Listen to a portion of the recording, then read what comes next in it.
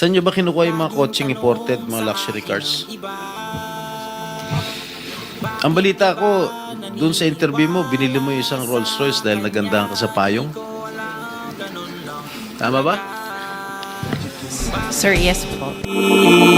Bakit pumapayag ako?